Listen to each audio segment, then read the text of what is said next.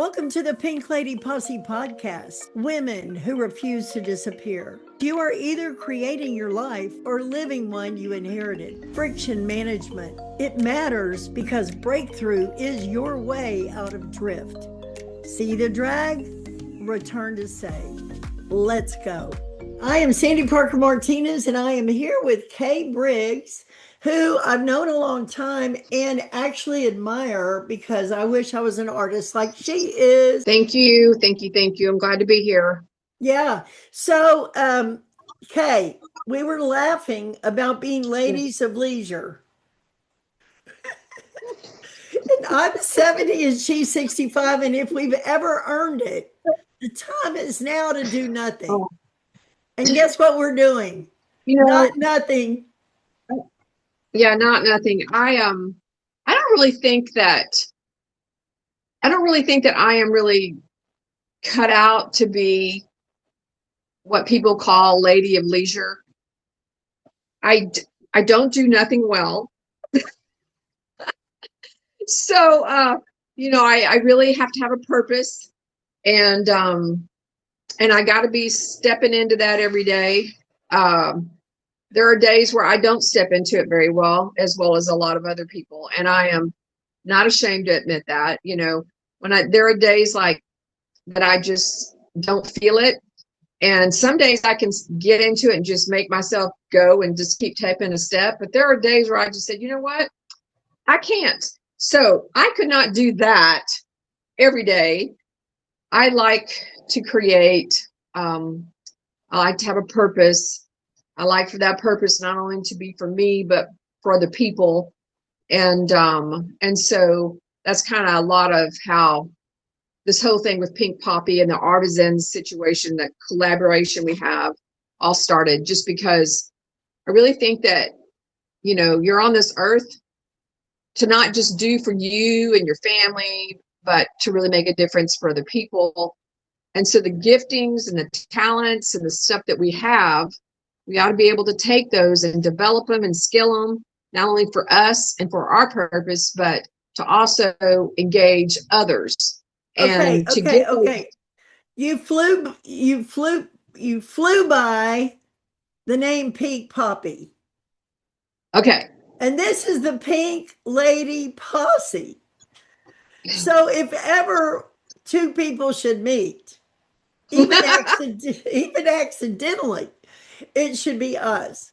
So tell me about the Pink Poppy, what it is, where it is, and how it got started, because it's in your soul to have that. Yeah, kind of is. I've always been artistic. I was a coach and an athletics director and an art teacher. And I know a lot of people would always say, oh, that's such a weird combination. But it truly is. I raised 3 boys. And so, yeah, 3 boys, no girls. And I will tell you that I did want a girl, at least one.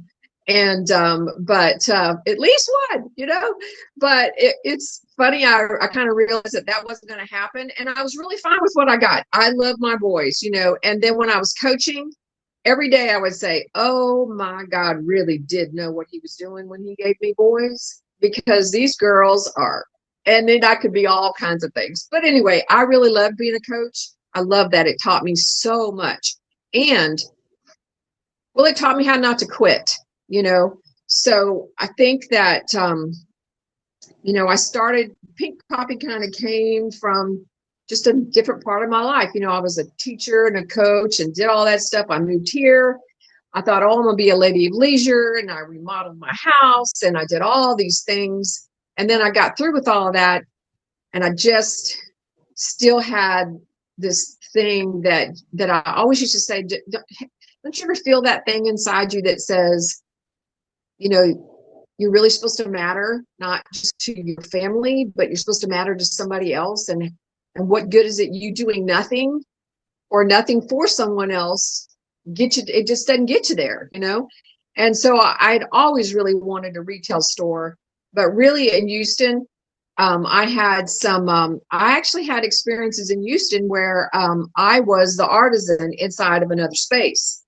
And I never connected those dots until later in life when I realized that I started there and I ended here. And now there are other people starting there that will hopefully end up in the same place. So when I came here, I know I'm jumping around, but when I came here, I just utilized the stuff that I love. So I painted, I did aprons. I utilized a girlfriend who was, she was a seamstress like nobody's business. She could make wedding dresses, but we made aprons and they were stinking cute aprons and we sold them like candies. And so every week, I mean, we were all busy. I was busy painting. She was busy making aprons. I'd go to the market days and sell them. Then I met a guy that actually owned a space, and it was a big space on the square. And him and I got to talking, and then we just went on into, you know, we did an artisans kind of a co-op thing. So that's where I started the artisan thing. And that's where I have two artists that are in my store right now. Years later, this was like in 2009 when I started on the square. It's 2026. And I have two artists in my space that have been around me or in one of my spaces the entire time. And so anyway,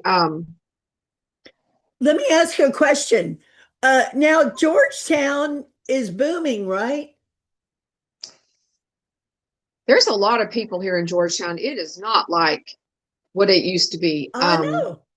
You know, I think that I'm glad that I started it when I did, because I'm not sure that given the climate that we have now and as many people as we do, that I would have started a retail business. I would not have. I'm almost positive I wouldn't have. But again, back then, there was less people. I didn't know as much as I know now, which is really to your benefit when you're starting stuff. But, you know, because you don't really know what to be afraid of. You don't really know what to plan for. You don't really know. All you go is, I got a dream. I got a drive. I got the desire. I got the energy. Let's make this happen. And that's what you do. So tell me about the store.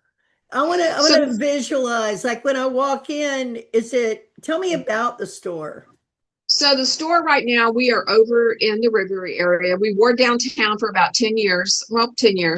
And we moved over to the River back in January, the end of January of 2020, about 6 weeks before that pandemic hit. So, and I will tell you, it was a frightening time, you know. It was. For everybody, regardless of where you were at the time. But, you know, when they told us about the pandemic, and they told us we were going to have to close and all the stuff that came down, I remember coming home and going like, I just cannot be so. I mean, how is it that I felt like when I moved off the square, I had a lot of people that said, you're crazy, you shouldn't do it, da da da da da. And the reality of it is that I knew that the one thing that mattered to me, or a lot of things mattered, but one thing that was really important to me was the connection with our community and the connection to the women in the community. And how is it that you can have a connection if you don't have time to talk to people? And what happened downtown was that it got harder for the locals to come in. They just wouldn't come because there wasn't any parking or whatever reason they would give you, or there was a festival, they wouldn't come downtown because they didn't like all those people, you know. And so I just had determined that I need to get out of there so I can go find a place where I can do business. However I need to do it, I just want to do business. And I wanted to be able to connect with locals. And so really Pink Poppy was about a local boutique where people could come and buy pretty clothes in their own town. And so back in 2013, there wasn't any, hardly, but maybe one or two. There wasn't anything. I mean, there's a lot more now, but there wasn't at the time. So I did really well. I had a great community, great customers. And so I moved back in 2020, right before that pandemic hit. And, you know, my thing is that I always said, you know, God knew this was coming, so he has to have a provision. I knew he wouldn't have moved me. I had the piece to move. I just buckled it up and I moved. And I was happy that I did. And then everything was booming and going great. And then the pandemic came. So, you know, in saying that, you know, Pink Poppy really is about thriving, connection to women and their community and why it is they come into the shop. It's just a beautiful place to be. I just kept showing up. I showed up how I knew how to show up. I did what I knew I could do. I just kept trucking. And then, you know, a few years later, we moved into this really nice space that we have now. We've been there about a year and a half, which is actually in the same complex, just literally across the parking lot. And it's a beautiful place. It has a lot of pink in it. It's got the most beautiful pink walls, but I do have some red in the shop too, kind of like the red behind us over here. So I mix reds and pinks together all the time. I love that kind of a combination, and I use the red to accent things that normally people try to hide to make it look like a piece of art. So, you know, we have this funny pole that is in the middle of our space. And I was like, how are we going to get rid of that pole? You know, I don't want that pole just sitting there. I mean, that's ugly. And they said, oh, just paint it pink. And I'm like, no, no, no, no. And so what I ended up doing was I talked to one of the guys, and you know, the culvers, you know, those metal drainage pipes that they put in the ground. And so I said, what if we take one of those and put one of those on top of that, because it'll look like a silo, and then we'll paint it red. It's a beautiful, happy place. Now, are there different artisans or different spaces, yep, or how does that work? I don't do spaces because I don't like the way that looks. So I've always had different artisans inside the space, and we put them so that it just looks like we have a beautiful, like a fixture that's not really supposed to be a fixture. We turn it into a fixture. Like one of the things I used was my mother-in-law had this beautiful China hutch that they were going to get rid of, and I took it and I painted it. So we have all different kinds of painted pieces in the shop, and they're used for fixtures. So we have art that's in one, we have candles on another that's from a local lady. The art's from a local lady here in Georgetown. We have kids' clothes. So let me ask you this. I heard you say 5 important things, but one was you kept showing up. Yeah. If you were going to teach, if you were going to teach another woman how to keep showing up, what would you say to a woman listening about who may be feeling like you were at one time? I'm done. What would you say to a woman about showing up? Well, you got to know why it is you're doing what you're doing. There are times in your life that it is way easier to quit and just to say, I'm done, and walk away. And people would totally be supportive of you walking away because it's hard. But, you know, in all of that I've done is that if I walked away and I just decided not to show up, how is that going to help me? How is that going to help anybody? You know, what about the person that's going to show up at the shop today that's really needing somebody to hug their neck, not just buy a shirt? So I think what happens in life is that people always think that if you're doing what you're supposed to be doing, that you're not going to have any trouble. That is not true. It's never been true. I think that when you're doing what you're supposed to be doing and you're showing up, that's when you are dangerous. You know, that's when you're dangerous. I always say that's when you're dangerous to the devil, and he knows it. So I learned that if I start something, that I don't quit, because there really are other people counting on you. So like now when you have to show up, there are other people that are counting on you, so you don't get to quit. If you're on a team and you're supposed to go to a game and you just don't show up, or you quit the team, you just left a big hole. because if you weren't supposed to be there, you wouldn't be on the team. And so, but I did really learn tenacity. I will tell you that when I got sick and I had breast cancer, and I'm sitting here thinking, like, I'm 30 years old and I have breast cancer. How is that possible? Because I didn't drink, I didn't do drugs, I didn't smoke, none of those things. I ran, I worked out, I did all the things you're supposed to do. And then I had breast cancer. And I told her, you know what? You don't have to be first. You just need to finish. You need to not quit and finish. Those are important. So what about the store now in terms of collaboration? Quick question. Have you noticed how easy it is to drift through this season of life? Not unhappy, just slightly checked out. Yeah, that. At Think Pink, we don't fix women. We help them come alive again. Honest conversation. Easy occasions for discovery. No duct taping a smile over burnout. No reinvent your entire life by Tuesday. Just people who care and gentle nudges that help you feel like yourself again.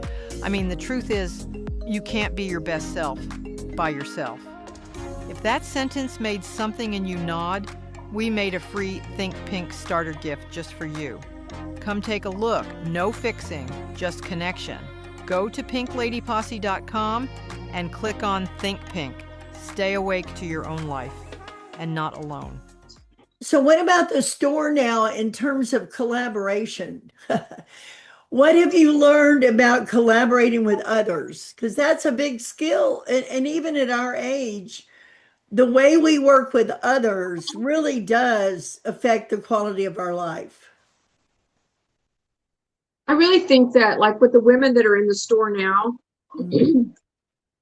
they're all kind of where I was. And they're all doing what it is they believe they need to be doing. They also need women that are able and capable of encouraging them, of giving them a step up, of putting them someplace where they can be seen.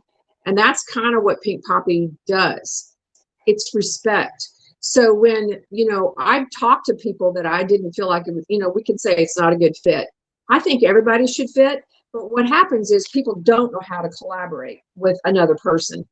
And so they don't know how to respect the fact that you're dealing with somebody who's been doing this for a long, long time, and there might be something that you can learn. So those people that are just not willing to learn, they're not willing to accept your advice. It is my space and it is my shop. And so I've done a lot to get it where it is. I want people that understand that, respect that, and all the time while I let them do them, let them do what they do best. So, like, and as a coach, not everybody is at the same skill level as everybody else, but everybody does have something that they're really good at. So it's up to us, like as a coach or me as a business owner, to take that particular skill and see it and skill it and train it and help them be more effective at doing what they're doing. Mm-hmm. And in the meantime, you can make some money. And all of us kind of really, it's like, I always have this thing is that when people played sports, when people would say, oh, it's not about winning. Yeah, it is. And I don't have a problem saying it is about winning, because if it wasn't about winning, you wouldn't be playing. You want to win. Nobody wants to be the loser. I mean, I don't see them as losers, but anyway, that's where we are. Well, in this, being an artist or an artisan, it goes full circle. So when you create something, though you are so excited about that, you selling that, or you giving it to somebody that you feel like you need to give that to, that's full circle. That's what completes it. So you can start another thing. I tend to flock to women that are of like mind and who can, I appreciate them. They appreciate me. We put it together. Voila. Voila. Well, voila. I'm about to write a book. I'm writing a book. It's in the process. It's called Peace is More Expensive Than Lobster, which is a story in the book. But then underneath that, it says a wake up call with lipstick. And it's it's to encourage women. It's like a rally cry to, if you're still here, game on, right? Yeah, yeah, And yeah, so in the book, one of the things that we talk about is we have a say in how our life goes. So the yeah. word say is like agency. Like no one can ever take our ownership of ourselves away from us. But when my mother said, because I said so, I knew what she meant. And when I look at you, Kay, I go, there is a woman that knows she has a say in how her life goes. Have you always Well, we all felt have have you always felt that way? probably, which is I might not have recognized it at the time. You know, the older you get, the more you see things for really how they are. But my mama used to say, she used to call me Miss Bossy. Uh-huh. And so one time when she used to always say that, and I always used to think like, what does she mean by that? You know, because I was young, you know. And later in life, my mom said, yes, Miss Boss. And I said, huh. And I'm like, okay, I'm on. We had a conversation about it, but used to that would offend me. And I had to really dig deep as to why does that word boss offend me? And it had there was a lot of baggage there. And it was a lot of negative things, and it was all about perception. So me being a boss now, I don't think of it negatively. I think of it as a crown because I worked my bum off and I keep working my bum off, you know, and I just keep trucking. I will tell you, I have, as a boss, there are things that people do not realize the difficulty it is being in that spot, the responsibility that you have for other people in this world being in that spot. I have not always done it well. But I've also always been willing to say when I screwed up, I'm really sorry. And I named it and I owned it and I asked God to forgive me when I needed to, and I moved on. And but as a result of that is the reason why I like where I am now, where I am comfortable and confident in what it is I'm doing, why it is I'm doing it, and why it's important, not just to me, but to other people. Sometimes it doesn't matter our words. It's like Yeah. who we are shows up before we say anything. And your sense of stature and confidence and bravery and I mean, you're an example, whether you say anything or not. That's kind. Thank you. But it's I will important accept. it's important that we know Yeah. that we matter. And when we Yeah. matter to ourselves, we can be more present to other people. I know that eating right makes a difference. Feeling right means feed your mind, feed your spirit, listen to good things, talk good things, hang out with good people, go to the gym, make sure you're moving, make sure you're sleeping. All those silly things that we always think you should do, you need to do those all the time. They need to be who you are every single day. And then you show up when you really show up. And then when things get terrible, and then they do every now and then, when you know the wheels fall off and you got to figure out how you're gonna put them back on. That's how you show up. You know, you don't worry about how am I going to fix something. You just think, okay, this is a challenge. Is there anything I can do about it? Yes, do it. No, keep walking. Just keep walking.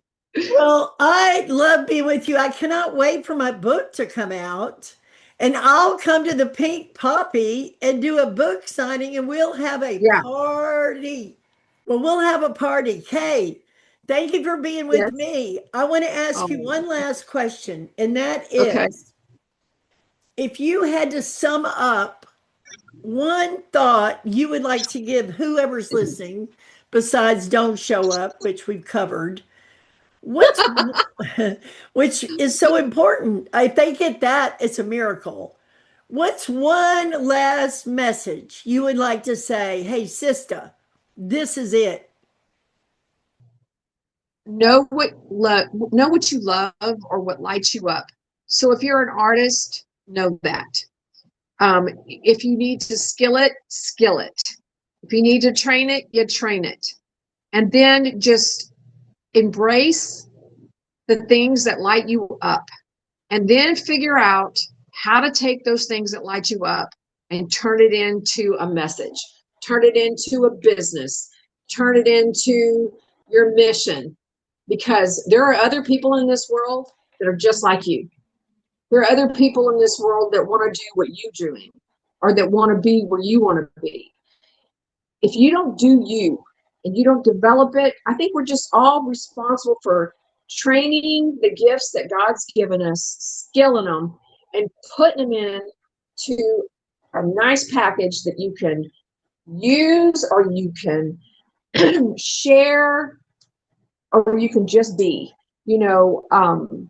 If I had all the things that I love and I just sat on them here at my house all the time, I could be a lady of leisure. Surely I could. But how would that help anybody? And why is it that I have these things if I don't share them with other people? And so, me developing Pink Poppy and the connection with the artisans and the art that hangs in the store, all of those things are things that are naturally what I love and what I support. And so I put it into Pink Poppy, which is a retail store, and all the things that I did, I'm helping all the others do the same in a space where I can actually make some money and have a life and have a mission and have a job and have a purpose. So it's kind of all those things right there in the middle. You said it. You do you, girl. Well, I appreciate it. A lot of times us boss girls don't really get the opportunity to really share your heart with people. They see it, they just don't know what they see. They see that you are present and that you like certain things, but they don't really know you. So I appreciate the opportunity to share my heart with somebody. Thanks for tuning in to Pink Lady Posse Podcast, where women go from what now to what's next. Come join us at pinkladyposse.com, where we share community, resources, and tools to support your next beautiful chapter. With love, light, and a little lipstick. See you next time.